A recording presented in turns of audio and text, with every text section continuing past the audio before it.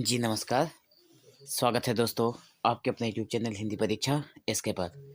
तो जैसा कि जो आप लोगों में से किसी व्यक्ति ने हमें कमेंट किया था कि सर कल एग्ज़ाम है, उसके लिए वीडियो बनाइए। तो तो आप लोगों के जो एग्ज़ाम होने वाले हैं उसके लिए एक और प्रश्न इम्पोर्टेंट लग रहा है, जो कि प्रश्न है काव्य लक्षण के संबंध में भारतीय और पाश्चात्य आचार्यों के मतों का निरूपण कीजिए।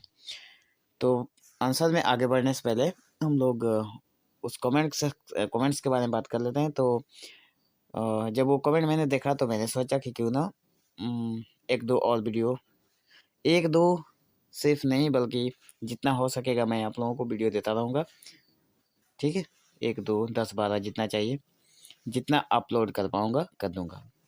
तो बढ़ते आगे और देख लेते हैं कि उत्तर में हम लोग क्या लिखेंगे। कि बताया गया है कि काव्य लक्षण के संबंध में भारतीय और पाश्चात्य आचार्यों के मत का निरूपण करने को। तो काव्य लक्षण के संदर्भ में भारतीय और पाश्चात्य आचार्यों के मतों में गहराई, दृष्टिकोण और विश्लेषणात्मक भिन्नता पाई जाती है। मतलब काव्य के जो लक्षण होते हैं ना, उसके संदर्भ में भारतीय और जो पाश्चात्य, पाश्चात्य का मतलब हो गया पश्चिमी देश। ठीक है, पश्चिमी देशों के जो आचार्य हुए और भारत के जो आचार्य थे, उनके मतों में मतलब उनके दृष्टि में जो गहराई थी, जो उनकी जो अलग-अलग जो दृष्टिकोण था, उनकी जो किसी बात को विश्लेषण करने की जो क्षमता थी, उनमें भिन्नता पाई गई। दोनों परंपराओं में काव्य की परिभाषा, उद्देश्य, काव्य के लक्षणों पर विचार किया गया है। ठीक है, तो पहले हम लोग बात करेंगे भारतीय आचार्यों के मतों के बारे में, जिनमें भारतीय काव्य शास्त्र में काव्य को परिभाषित करते हुए उसकी आत्मा, उद्देश्य और सौंदर्य पर ध्यान दिया गया है। तो जो भारतीय काव्य शास्त्र थे उनके जो परिभाषित करते हुए उनकी आत्मा को, उद्देश्य को, सौंदर्य पर ध्यान दिया गया है, जिसमें से भरत मुनि भाव और रस पर आधारित काव्य लिखते थे। ठीक है, भरत मुनि भाव और रस पर आधारित काव्य रचते थे। भरत मुनि ने नाट्य शास्त्र में काव्य का आधार रस को माना है। भरत मुनि का जो नाट्य शास्त्र है उसमें उन्होंने काव्य का आधार किसको माना? रस को ही माना है। उनके अनुसार काव्य का मुख्य उद्देश्य रस भोग है, मतलब रस को भोगना, आनंद को भोगना। रस का मतलब आनंद होता है। काव्य लक्षण इसके जो हमें देखने को मिलते हैं जो है रस, भाव, विभाव, अनुभाव और व्यभिचारी भावों के संयोग से रस की निष्पत्ति होती है। हम लोगों ने इससे पहले वाले वीडियो में भी ये बातें देखी थी। काव्य का सौंदर्य उसकी भावनात्मक अभिव्यक्ति में निहित है। काव्य का जो सौंदर्य है वो उसकी भावनात्मक अभिव्यक्ति, मतलब उनके फीलिंग से रिलेटेड जो मतलब अपने फीलिंग्स को जिस तरह से अभिव्यक्त किया जाता है, बताया जाता है, उसी में काव्य का सौंदर्य भी निहित है।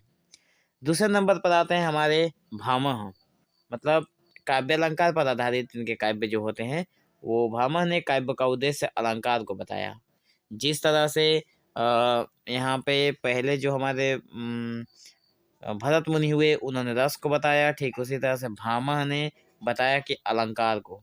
उन्होंने काव्य को इस प्रकार परिभाषित किया, शब्दार्थो सहितो काव्यम, मतलब शब्द और अर्थ का सुंदर समन्वय ही काव्य है। ठीक है, उनके अनुसार काव्य की विशेषता अलंकरण, छंद और लय में है। मतलब अलंकार का हो गया तो ये बोलते हैं हमारे भामह, बोलते हैं कि अलंकार है काव्य का लक्षण, जिसके यहाँ पे अनुसार काव्य की विशेषता अलंकरण, छंद और लय। ठीक है, आगे है वामन। वामन जो है वो बोलते हैं रीति सिद्धांत। वामन ने क्या दिया हमें? रीति सिद्धांत दिया। जबकि हमारे पास भामह ने अलंकार को माना, भरत मुनि ने रस को माना।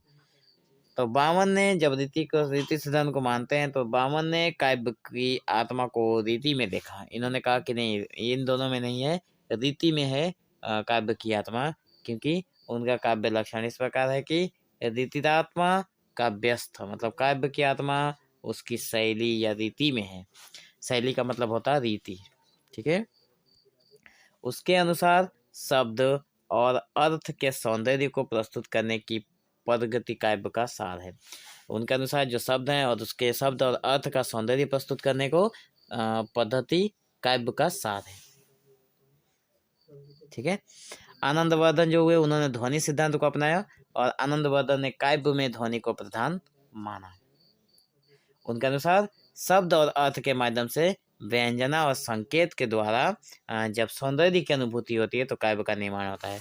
मतलब आनंदवर्धन के हिसाब से जब किसी व्यंजन शब्द और उसके अर्थ के मेल से जब किसी काव्य में सौंदर्य की जब अनुभूति हमें मिलती है तो उससे हमारे काव्य का निर्माण होता है। काव्य लक्षण के अंतर्गत काव्यस्थ आत्मा ध्वनि, इन्होंने कहा कि काव्यस्थ आत्मा ध्वनि मतलब काव्य की आत्मा जो है वो ध्वनि है। आनंदवर्धन ने ध्वनि को माना, भामह ने अलंकार को माना, भरत मुनि ने रस को माना, वामन ने रीति सिद्धांत को माना। मतलब अलग अलग कुंतक जो है ये वक्रोक्ति सिद्धांत मतलब टेढ़े मेढ़े वाले लाइन को कुंतक मानते हैं कि कुंतक ने काव्य का स्वरूप वक्रोक्ति में देखा। इन्होंने कहा कि नहीं, वक्रोक्ति है, वक्रोक्ति के जरिए काव्य है। उनका मानना था कि साधारण कथन को असाधारण ढंग से प्रस्तुत करना ही काव्य है। तो वक्रोक्ति का मतलब ही होता है हमारा किसी साधारण बात को बढ़ा चढ़ाकर या फिर थोड़े टेढ़े मेढ़े ढंग से बोलना, तो उसको ये मानते हैं कि ये वक्रोक्ति ही काव्य है। इनका काव्य लक्षण था वक्रोक्ति काव्य जीवितम। वक्रोक्ति काव्य जीवितम किसने कहा? कुंतक ने। ठीक है, कुंतक ने कहा वक्रोक्ति काव्य जीवन मतलब वक्रोक्ति ही काव्य का जीवन है। अच्छा, जगन्नाथ हुए जिन्होंने औचित्य सिद्धांत दिया। तो जगन्नाथ ने काव्य को औचित्य का प्रधान माना। उनका अनुसार शब्द और अर्थ में उचित सामंजस्य और संगति से काव्य की रचना होती है। अच्छा, इतना तो हो गया। इनके अनुसार से क्या होता है कि जो शब्द है और शब्द और अर्थ में जो उचित सामंजस्य मतलब जो सामंजस्य देखने को मिलता है उसी की वजह से काव्य की रचना होती है। पाश्चात्य काव्य आचार्यों के मत से क्या था? तो पाश्चात्य काव्य शास्त्र में काव्य का मुख्य उद्देश्य सौंदर्य, सत्य और आनंद पर विश्लेषण है।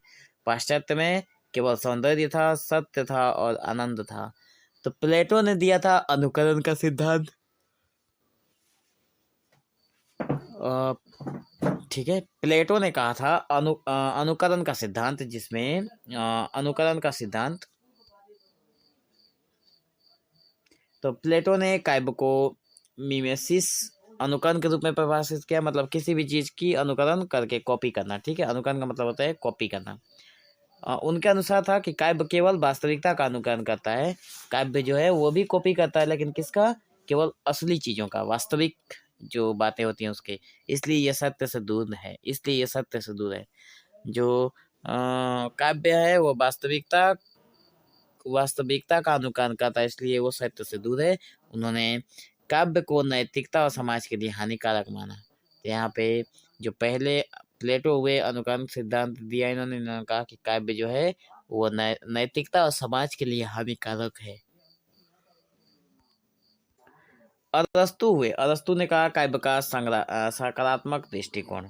अरस्तु ने काव्य को मिमेसिस का एक रचनात्मक रूप माना। यहाँ पे प्लेटो के जो शिष्य थे वे हो गए अरस्तु। उनके अनुसार काव्य जीवन का रचनात्मक अनुकरण है, जो न केवल वास्तविकता को दिखाता है बल्कि उसे और सुंदर बनाता है। मतलब ये कहते हैं कि ये जो है वो पूरे हमारे जीवन का ही अनुकरण करता है, हमारे पूरे जीवन की वास्तविकता को दिखाता है और उसे बल्कि उसे और सुंदर भी बनाता है। केवल कॉपी ही नहीं करता, दिखाता ही नहीं बल्कि उसे सुंदर बनाता है। काव्य लक्षण इसके काव्य सत्य का अनुकरण है। उन्होंने काव्य को नैतिकता और सौंदर्य का स्रोत माना। किसने? तो यहाँ पे अरिस्टोटल ने अरस्तु का मतलब अरिस्टोटल होता है। ठीक है, तो अरस्तु ने ही उन्होंने काव्य को नैतिकता और सौंदर्य का स्रोत माना। होरस जो है साहित्य का उपदेश देते हैं और साहित्य का उपदेश देते हुए वे कहते हैं कि होरस ने काव्य को शिक्षा और मनोरंजन का माध्यम बना। इन्होंने मनोरंजन का माध्यम मान लिया और इससे साथ साथ सीखने की जो माध्यम था उसको भी मान लिया। उनके अनुसार काव्य का जो उद्देश्य है वो शिक्षित करना और आनंदित करना है। काव्य का उद्देश्य क्या है? किसी को शिक्षित करना और उसे उत्साहित करना, आनंद करना, खुशी देना। काव्य का स्वरूप उसके उद्देश्य से निर्धारित होता है। चाहे कैसा भी काव्य हो वो उसके उद्देश्य से निर्धारित होता है। लॉन्जाइस और कांत है, ठीक है। तो लॉन्जाइन्स का उदात्त का सिद्धांत है, बिल्कुल उदात्त का सिद्धांत है लॉन्जाइन्स का। लॉन्जाइन्स ने काव्य में उदात्त मतलब शुभायम को प्रधान माना। उनके अनुसार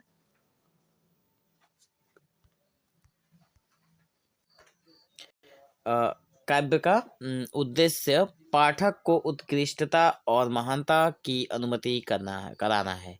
मतलब लॉन्जाइन्स के अनुसार जो पाठक है उसकी उत्कृष्टता और जो महानता है उसका अनुभूति कराना है हमारे पाठक को, जो कि लॉन्जाइन्स उदात्त का सिद्धांत ये कहता है।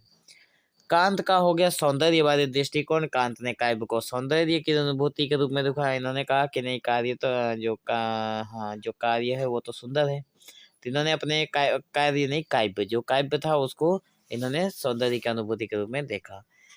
इनके अनुसार काव्य सत्य और वास्तविकता से परे है। काव्य जो है वो वास्तविकता और सत्य से परे है और इसका मुख्य उद्देश्य सौंदर्य की आत्मिक अनुभूति कराना है। इसका मुख्य उद्देश्य क्या है? सौंदर्य की आत्मिक अनुभूति। सौंदर्य की आत्मिक अनुभूति का मतलब हो गया, सौंदर्य की आत्मिक अनुभूति का मतलब हो गया हमारे आत्मा को अनुभव होना चाहिए, सारी बातें। तो निष्कर्ष के तौर पर हम लोग ये देख सकते हैं कि भारतीय और पाश्चात्य काव्य लक्षण में भले ही भिन्नताएं हैं, लेकिन दोनों का उद्देश्य साहित्य और काव्य के सौंदर्य उद्देश्य को परिभाषित करना है। चाहे पाश्चात्य हो या फिर भारतीय, दोनों में जो भिन्नताएं हैं वो तो है, लेकिन दोनों का उद्देश्य क्या है? काव्य को सौंदर्य बनाना, अच्छे तरीके से अच्छे ढंग से परिभाषित करना। भारतीय आचार्य काव्य के भाव पक्ष पर अधिक जोर देते हैं, जबकि पाश्चात्य आचार्य काव्य के बाह्य रूप, स्वरूप और सामाजिक उद्देश्य पर ध्यान केंद्रित करते हैं। तो हमारे जो आचार्य है वो भाव रूप को ज़्यादा प्राधान्य देते हैं, और जो पाश्चात्य हैं, जो बाहर पश्चिम के देशों के जो आचार्य हैं, वो बाहरी रूपों और सामाजिक उद्देश्यों पर ध्यान देते हैं। दोनों दृष्टिकोण मिलकर काव्य शास्त्र को व्यापक और समृद्ध बनाते हैं। तो ये रही एक छोटी सी वीडियो आप लोगों के कल के एग्जाम के लिए। तो आप लोग चैनल के साथ बने रहें और मिलते हैं हम लोग एक दूसरे वीडियो में। तब तक के लिए जो भी वीडियो अपलोडेड हुए हैं उन सबको जरूर एक बार वॉच कर लीजिए। कल एग्जाम में क्वेश्चन यहाँ से देखने को मिलेंगे। तो वीडियो को अंत तक देखने के लिए आपका बहुत बहुत धन्यवाद।